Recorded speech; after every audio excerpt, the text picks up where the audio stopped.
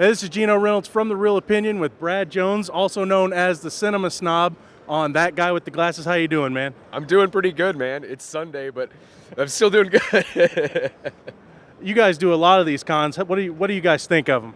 Really, we love them. We hit a bunch last year. This is our first one this year, and we're planning on doing a few others as well. Really, they're vacation for us. You know, we get out of Springfield, we get out of the house, we hang out with people, we meet people. It's a blast, and yeah, we spend a lot of money buying stuff on our own too.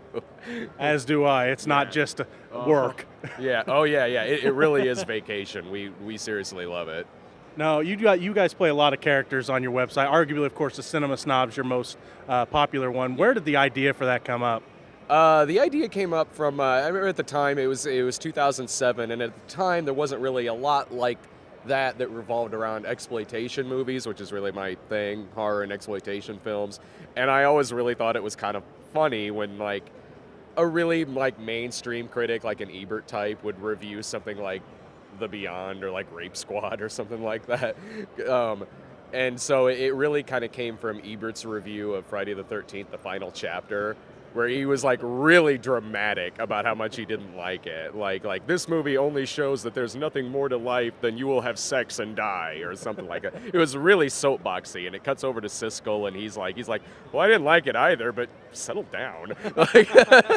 and so I thought that was really funny. I was like, there might be something to that. So I created this character, the Cinema Snob, that kind of riffs and does comedic videos off of horror, exploitation, really obscure stuff like that somebody like that, like a snobby type person, normally probably wouldn't be reviewing or like anyway. So that's really where it came from. Now, how did you guys get hooked up with Channel Awesome and That Guy with the Glasses? Well, I was on YouTube for a couple of years, and then in 2009, I got taken down from YouTube because the Nail Gun Massacre people complained, and then Noah Antweiler wrote to me and said, like, you should probably think about just starting your own site. So I did. I started my own site. I created some other shows and created kind of a library with those. And then I just simply applied to That Guy with the Glasses. I wrote to Rob Walker and he said, I gave him like a brief synopsis of what I do and just sent him a couple of links, and they liked it, and I got picked up. Now, one of your segments is Brad Tastes. Or Brad Tries. Or yeah. Brad Tries. Best and worst. Best, because it was really, really cool, like the not C cola. Don't say that really fast or it sounds terrible. Which would taste like Crystal Pepsi. Granted, I'm going off of 20 years of memory and drinking from an expired can, but it tastes like Crystal Pepsi. So I was like, wow, it's cool. It's like it kind of is back, but under a really terrible name. So that was cool. And the worst, Brussels sprouts soda. It tasted like warm carbonated butter. I really almost threw up. It was really bad. All right, you guys have been doing a lot of movie reviews, newer movie reviews, and from what I can understand, right after you leave the theater and in your vehicle, what's the best and worst of the, let's say, the last 6 months? Of like this year? Man, it's like the beginning of the year, so they've all been really bad. Best, what did I like even? Side Effects was good. I know I'm forgetting something. Like, Side Effects was good. The Last Stand was good. I might be forgetting I'm sure I'm forgetting something else, but worst, A Good Day to Die Hard. Die Hard, by far the worst. Oh my God. I don't know if you've seen Olympus Has Fallen yet. I missed it. It just came out. Yeah. Best Die Hard movie in years. I'll just tell you that. That's what I hear. I was supposed to be at that, actually. We've actually filmed midnight screenings for that in the Croods, but we didn't have time to get it posted before coming here, because it was shot Thursday night, I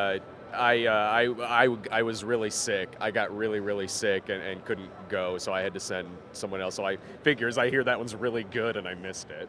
A lot of dumb, fun action. Oh, that's what I if it should have been the Die Hard movie. That's just my opinion. Yeah, I've heard that, and like that it's like the lost sequel to Under Siege. I'm totally down with that, man. I'm definitely gonna watch it. Cinema Snob movie.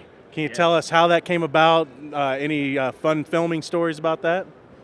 Yeah, that was I came up with the premise for it when I started the site, but didn't really have the funds to make it at the time. And if I don't have the funds to make it, I'm just not gonna do. I'm just gonna wait. I'm just gonna wait till I do. So a couple of years went by. I asked my friend Ryan Mitchell, who's a director who's done stuff on like Leverage and a bunch of different shows, if he was interested in directing it, because I wanted the movie to visually look a little more professional, and I know my limitations as a director, so I wanted it to look a little better and more professional than like I could if I directed it.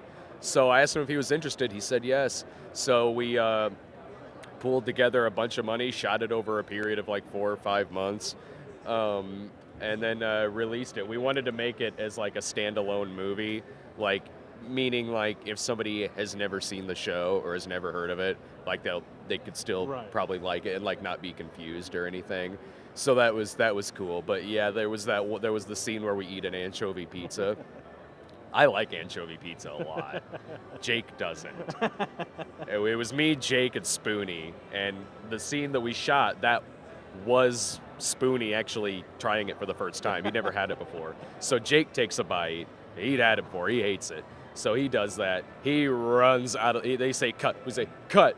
He runs out of the house, so like just spits it out. Like Spoonie's sitting there, and he goes. He looks at me and he goes like, "It's not that bad." Poor Jake. Okay, I was kind of a fan of it. Demo reel. What was your opinion on that? They've already canceled it. Yeah. I kind of liked it. What was your thoughts on that? On demo reel, I saw the first episode. It takes me a while to see stuff, honestly, as busy as I am. Like, there's a lot of stuff that I watch, but I kind of have to catch up, on a lot of people's videos. So I saw the pilot, and it was really well done. It was really well put together and stuff like that. There was, I'd like to see some more to see where it goes, because I never really judge anything by a pilot. But it was original. There was a lot of interesting ideas there with kind of like recreating these movies in kind of like a Be Kind Rewind sort of way, and doing it like really like cheaply and like cheesy and whatnot. So I thought it was a pretty original pilot. Do you have any new previews, new characters, new segments you're working on? Yeah, we're doing a pilot here.